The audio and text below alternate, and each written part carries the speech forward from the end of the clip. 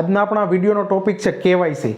KYC એટલે know your customer. આપણે ગમે ત્યાં ઇન્વેસ્ટમેન્ટ કરતા હોય, જેમ કે બેંકમાં આપણે ખાતું ખોલાવવા માટે જઈએ અથવા પોસ્ટ ઓફિસમાં જઈએ, કોઈ સ્ટોક માર્કેટનું એકાઉન્ટ ખોલાવીએ કે પછી મ્યુચ્યુઅલ ફંડ એસઆઈપીમાં આપણે એકાઉન્ટ ખોલાવીએ, તો ત્યાં આપણે કેવાયસી કરાવવું પડે. કેવાયસી એટલે કે આપણા ડોક્યુમેન્ટ આપવા પડે, Aadhaar card, PAN card, bank, mobile number ને ઈમેલ આઈડી, આ બધું જ આપી અને આપણે ત્યાં કેવાયસી કરાવીએ છીએ.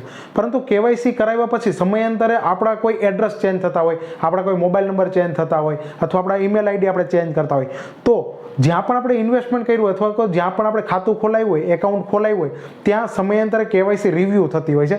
એટલે કે રિવ્યૂ થાય ત્યારે આપણું જે નવું જે અપડેટેડ વર્ઝન હોય, આપણા જે નવા અપડેટેડ પ્રૂફ હોય, તે આપીને આપણે કેવાયસી અપડેટ કરાવવી પડે છે. હવે 1 એપ્રિલ પછી એવું થયું છે કે મારા ઘણા ફ્રેન્ડ, મારા મ્યુચ્યુઅલ ફંડના ઘણા ક્લાયન્ટ અને મારા યુટ્યુબના ઘણા સબસ્ક્રાઈબરના મને ફોન આવ્યા કે અમારા મ્યુચ્યુઅલ ફંડમાં અમુક તારીખે જે અમારી એસઆઈપી હતી ને એ કટ થતી નથી. તો તેનું કારણ શું હોઈ શકે? મારો એક ક્લાયન્ટનો ફોન આવ્યો કે 15 તારીખે મારા પૈસા કપાઈ ગયા છે પણ મને હજી સુધી યુનિટ નથી મળ્યા.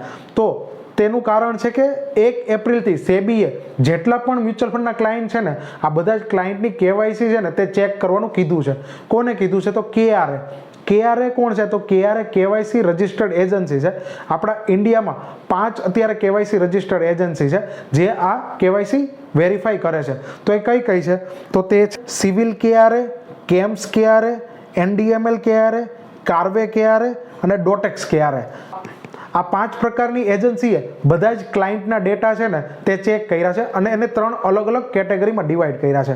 આ વિડીયોમાં હું તમને કેવી રીતના કેવાયસી ચેક કરવી તે લાઈવ PC ઉપર બતાવીશ અને કેવાયસી તમારી કઈ કેટેગરીમાં છે તો શું કરવું તે પણ આજે આપણા વિડીયોમાં ડિસ્કસ કરશું. હવે આ KRA એજન્સીએ ક્લાયન્ટને 3 અલગ અલગ કેટેગરીમાં ડિવાઈડ કર્યા છે. તેમાંથી પહેલી કેટેગરી છે કેવાયસી વેલિડેટેડ કેટેગરી. આ કેટેગરીમાં જે ક્લાયન્ટ આવે છે ને, આ બધા જ ક્લાયન્ટનું ઇન્વેસ્ટમેન્ટ પ્રોપર ચાલુ રહેશે. એટલે કે જે તારીખે એસઆઈપી આવે છે તે તારીખે તેની એસઆઈપી કપાશે, વિથડ્રોલ કરશે તો વિથડ્રોલ પ્રોપર થશે. આ ઉપરાંત અત્યારે એક્ઝિસ્ટિંગ AMC સાથે તેનું ઇન્વેસ્ટમેન્ટ ચાલુ છે, પરંતુ તેને કોઈ બીજી એજન્સી સાથે ઇન્વેસ્ટમેન્ટ કરવું હોય ને તો ત્યાં પણ તે ઇઝીલી કરી શકશે, કારણ કે તેનું કેવાયસી છે તે વેલિડેટેડ છે. બીજી કેટેગરી છે ને તે છે કેવાયસી રજિસ્ટર્ડ કેટેગરી. આ કેટેગરીની અંદર જે ક્લાયન્ટ છે ને એ બધા જ ક્લાયન્ટ જે અત્યારે એક્ઝિસ્ટિંગ AMCમાં એટલે કે જ્યાં ઇન્વેસ્ટમેન્ટ કરે છે ને ત્યાં એનું ઇન્વેસ્ટમેન્ટ પ્રોપર રહેશે. એટલે કે જે તારીખે તેની એસઆઈપી આવે તે એસઆઈપી કટ થશે, વિથડ્રોલ પણ થશે. એટલે કે તેને બીજી કોઈ AMC સાથે ઇન્વેસ્ટમેન્ટ કરવું હોય તો ત્યાં તેને નવી કેવાયસી કરવી પડશે. એટલે કે નવી કેવાયસીનો બંચ તેને આપવો પડશે. તે ડિજિટલ ફોર્મમાં પણ હોઈ શકે અને પેપર ફોર્મમાં પણ હોઈ શકે. ત્યાં એક વખત એની કેવાયસી થઈ જાય પછી તે AMCની અંદર તે ઇન્વેસ્ટમેન્ટ રેગ્યુલરલી કરી શકશે. ત્રીજી જે કેટેગરી છે ને તે કેટેગરી છે કેવાયસી હોલ્ડ કેટેગરી.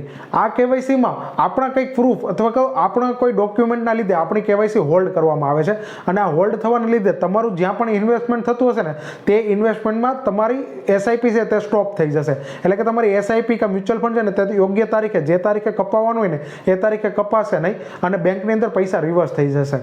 તો હોલ્ડ થઈ ગયું હોય તો તે તમે આ વેબસાઇટ ઉપર મેં તમને જે 5 KRA એજન્સી કીધી ને આ બધાની વેબસાઇટ મેં ડિસ્ક્રિપ્શનની અંદર આપેલી છે. ત્યાં જઈને તમે ક્લિક કરીને તમારો પાન કાર્ડ નંબર નાખી અને તમારી કેવાયસી હોલ્ડ થવાનું કારણ જાણી શકો છો. અને આ કારણ જાણ્યા પછી તમે જ્યાં પણ ઇન્વેસ્ટમેન્ટ કરતા હોય તેની સાથે કોન્ટેક્ટ કરી અને તમારો હોલ્ડ કેટેગરી છે તેને વેલિડેટેડ કેટેગરીમાં લાવી શકો છો. કારણ કે હોલ્ડ થવાથી તમે કોઈ પણ પ્રકારનું ઇન્વેસ્ટમેન્ટ ત્યાં તમારું થશે નહીં અને તમારી એસઆઈપી છે તે સ્ટોપ થઈ જશે. તો આ 3 અલગ અલગ કેટેગરી હતી. હવે આપણે આપણી કેવાયસી કેવી રીતના ચેક કરવી ને તેના માટે આપણે લાઈવ PC ઉપર જઈએ અને ત્યાં જઈને આપણે જોઈએ કે આપણી કેવાયસી છે તે કેવી રીતના ચેક કરવાની, કયા સ્ટેટસમાં છે અને હોલ્ડ હોય તો તેનું કારણ શું છે ને તે આપણે લાઈવ PC ઉપર જઈને જોઈએ. અહીંયા આપણે ક્રોમ બ્રાઉઝર ઉપર જવાનું છે. ત્યાં સિવિલ KRA ની વેબસાઇટ સર્ચ કરવાની છે. ત્યાં કેવાયસી ઇન્ક્વાયરી ઉપર આપણે ક્લિક કરવાનું છે. જે પાન કાર્ડ નંબર માટે કેવાયસી ચેક કરવું હોય તો પાન કાર્ડ નંબર, નીચે કેપ્ચા એન્ટર કરવાનો છે અને પછી સબમિટ બટન ઉપર આપણે ક્લિક કરવાનું છે. લોડિંગ થયા પછી આપણી કેવાયસીનું જે પણ સ્ટેટસ હશે તે નીચે બતાવશે. આ કેવાયસી માટે કેવાયસી વેલિડેટેડ છે એટલે આમાં કંઈ જ કરવાની જરૂર નથી, કમ્પ્લીટ ઓકે કેવાયસી છે. હવે કેવા પાન કાર્ડ નંબર માટે ચેક કરીએ કે જેનું કેવાયસી હોલ્ડ ઉપર હોય તો પાન કાર્ડ નંબર એન્ટર કરવાનો છે, કેપ્ચા એન્ટર કરવાના છે અને સબમિટ બટન આપવાનું છે. અહીં કેપ્ચા એન્ટર કરી અને સબમિટ બટન આપવાનું છે આપણે, એટલે પાન કાર્ડ માટે કેવાયસી સ્ટેટસ બતાવશે. આ કેવાયસી હોલ્ડ ઉપર છે, આમાં કંઈક ડોક્યુમેન્ટનો પ્રોબ્લેમ છે એટલે કેવાયસી હોલ્ડ થઈ ગયું છે.